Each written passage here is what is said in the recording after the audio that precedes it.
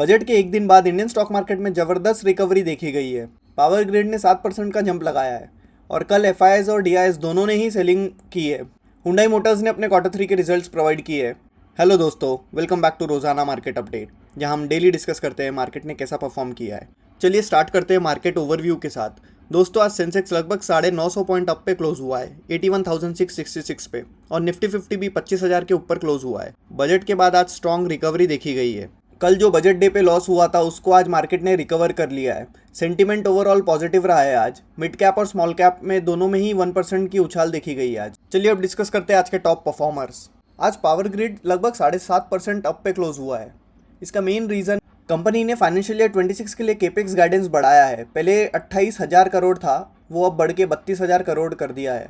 और capitalisation target भी पहले 20,000 करोड़ था, उसको भी बढ़ाकर 22,000 करोड़ कर दिया है। तो इन्वेस्टर्स के लिए पॉजिटिव न्यूज़ है और ये बहुत ही पसंद आया है, इसलिए आज स्टॉक अप पे क्लोज हुआ है। टाटा मोटर पैसेंजर व्हीकल भी 5.61% अप पे क्लोज हुआ है।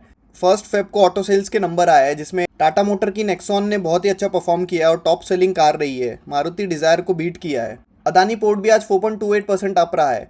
पोर्ट वॉल्यूम्स अच्छे आ रहे हैं और लॉजिस्टिक्स सेक्टर में भी ग्रोथ दिख रहा है। भारत इलेक्ट्रॉनिक्स भी 3.63% अप रहा है। डिफेंस सेक्टर को बजट में अच्छा अलोकेशन मिला है। चलिए अब डिस्कस करते हैं आज के टॉप लूजर्स। दोस्तों, आज श्रीराम फाइनेंस लगभग 3.5% डाउन रहा है। इसका मेन रीजन, कंपनी को जीएसटी पेनल्टी ऑर्डर मिला है 46.91 लाख का। एक्सिस बैंक भी लगभग 2.5% डाउन रहा है आज। नीलक मिश्रा ऑफ एक्सिस बैंक ने वार्न किया है कि हायर बॉन्ड यील्ड्स से स्लो इकोनॉमिक ग्रोथ रहेगी और इम्पैक्ट इंटरेस्ट रेट कट्स पे आ सकता है, जिसकी वजह से स्टॉक पे इम्पैक्ट देखा गया है। मैक्स हेल्थ केयर भी आज लगभग 1.82% डाउन रहा है। हेल्थ केयर स्टॉक्स में रोटेशन देखा जा रहा है अभी। इन्फोसिस भी 1.66% डाउन रहा है आज। चलिए अब डिस्कस करते हैं एफआईएस डीआईएस एक्टिविटी। दोस्तों, कल एफआईएस ने 5,800 करोड़ की सेलिंग की है और डीआईएस ने भी कल 6,080 करोड़ की सेलिंग की है। तो दोनों ही एफआईएस और डीआईएस ने कल सेलिंग की थी, जिसका इम्पैक्ट कल हमने देखा ही था। चलिए अब डिस्कस करते हैं स्टॉक स्पेसिफिक न्यूज़। जैसे कि हमने पहले के स्लाइड में डिस्कस किया, पावर ग्रिड ने अपना केपेक्स बढ़ाया है। यूपीएल लिमिटेड ने अपने क्वार्टर 3 के रिजल्ट्स प्रोवाइड किए, जिसमें कंपनी का रेवेन्यू 12% से बढ़ा है। केमिकल सेक्टर में ये एक अच्छी ग्रोथ है। अनंत राज भी 5.43% अप रहा है आज, क्योंकि बजट में फॉरेन क्लाउड सर्विस प्रोवाइडर के लिए टैक्स हॉलिडे अनाउंस किया गया है 2047 तक के। इसका मतलब होता है कि बाहर की कंपनी जो इंडिया में डेटा सेंटर में इन्वेस्ट करना चाहती है, उसके लिए कोई भी टैक्स नहीं लगेगा 2047 तक के। तो इससे डेटा सेंटर स्टॉक्स को बहुत ही बूस्ट मिलेगा, जिसका इम्पैक्ट आनंद राज में आज देखा गया है। हीरो मोटोकॉर्प के भी जनवरी के सेल्स 26% बढ़े हैं। कंपनी ने 5.57 लाख यूनिट्स बेचे हैं और टू व्हीलर डिमांड भी बहुत ही स्ट्रांग रही है। बीएससी और ग्रो दोनों ही स्टॉक में बजट के बाद वीक देखा गया है, क्योंकि गवर्नमेंट ने एसटीटी बढ़ा दिया है। जेफरीज ने कहा है कि एवरेज डेली टर्नआउट 5% गिर सकता है और अर्निंग्स भी 4% इम्पैक्ट हो सकती है। ब्लू स्टार कंपनी ने अनाउंस किया है कि उनके प्रोडक्ट इंस्टॉलेशन डेटा में अनऑथराइज एक्सेस हुआ है।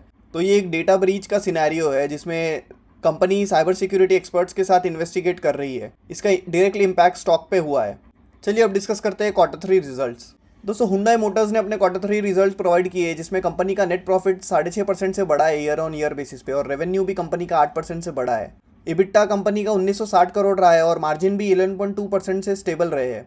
कंपनी ने बोला है कि जनवरी 2026 की सेल्स बहुत ही स्ट्रांग रही है। बजाज हाउसिंग फाइनेंस ने भी अपने क्वार्टर 3 के रिजल्ट्स प्रोवाइड किए थे, जिसमें कंपनी का प्रॉफिट 18% से बढ़ा है और असेट अंडर मैनेजमेंट भी 23% से बढ़ा है। सन फार्मा ने भी अपने क्वार्टर 3 के रिजल्ट प्रोवाइड किए, जिसमें कंपनी का नेट प्रॉफिट 16% से बढ़ा है। न्यू प्रोडक्ट लॉन्चेस और डोमेस्टिक फॉर्मुलेशन में अच्छी ग्रोथ देखी गई है। टाटा केमिकल्स ने भी अपने Q3 रिजल्ट्स प्रोवाइड किए, जिसमें कंपनी का नेट लॉस 53 करोड़ रहा है। लास्ट ईयर ये प्रॉफिट में थी company. Global soda ash prices कम हुए हैं और यूके ऑपरेशंस में वन टाइम कॉस्ट भी आया है कंपनी को। इसके अलावा लेटेंट व्यू एनालिटिक्स ने भी अपने क्वार्टर 3 के रिजल्ट प्रोवाइड किए, जिसमें कंपनी का नेट प्रॉफिट 20% से बढ़ा है। रेवेन्यू भी कंपनी का 22% से बढ़ा है। ये एआई ड्रिवन एनालिटिक्स कंपनी है। तो ओवरऑल मोस्ट कंपनी ने अपने डिसेंट रिजल्ट प्रोवाइड किए हैं। अगर आपको और ऐसे ही क्वार्टर 3 के रिजल्ट्स चाहिए तो आप हमारे चैनल यूट्यूब पोस्ट में अपडेट करते हैं, आप वहाँ जाके भी देख सकते। चलिए अब डिस्कस करते हैं कौन से स्टॉक्स पे आपको नज़र बनाए रखना है। डेटा सेंटर स्टॉक्स, जैसे कि हमने पहले की स्लाइड में डिस्कस किया है। डिफेंस सेक्टर के भी स्टॉक्स को आप नज़र बनाए रख सकते हैं, क्योंकि बजट में एलोकेशन अच्छा मिला है। जनवरी ऑटो सेल्स का डेटा आया है, जो कि बहुत ही स्ट्रांग रहा है ओवरऑल, जिसमें hero MotoCorp, Maruti, Tata Motors, ये स्टॉक पे आप नज़र बनाए रख सकते हैं। लेकिन दोस्तों, ये किसी भी तरह का रिकमेंडेशन नहीं है, आप अपने फाइनेंशियल एडवाइजर से सलाह करें। चलिए अब डिस्कस करते हैं ग्लोबल मार्केट के बारे में। ट्रंप ने केविन वॉर्श को फेडरल रिजर्व के लिए नॉमिनेट किया है। यूएस मार्केट को लगता है कि वॉर्श, जो कि न्यू फेडरल चीफ रहने वाले हैं, उनका बहुत ही कॉशियस अप्रोच है इंटरेस्ट रेट को लेके, तो ये डॉलर को और स्ट्रॉन्ग कर सकता है। फ्राइडे को यूएस मार्केट में मिक्स्ड रिएक्शन देखा गया। S&P 500 0.4% डाउन रहा है और नैस्डैक भी 0.9% डाउन रहा था। टेक स्टॉक्स में भी प्रेशर देखा गया था। एशियन मार्केट की बात करें तो हैंग सेंग इंडेक्स 2.1% क्रैश हुआ है। चाइना और हांगकांग मार्केट भी वीक ही था। साउथ कोरिया की बात करें तो 5% डाउन रहा है। मेटल मार्केट की बात करें तो सिल्वर में मैसिव क्रैश देखा गया है, 25% से ज़्यादा गिर गया है सिल्वर। तो ग्लोबल सेंटिमेंट मिक्स रहे और वोलाटिलिटी बनी हुई है अभी भी। चलिए कमोडिटी और करेंसी के बारे में डिस्कस कर लेते हैं। 24 कैरेट गोल्ड का रेट 1,70,000 पर 10 ग्राम रहा है। गोल्ड में भी थोड़ी गिरावट देखी गई है।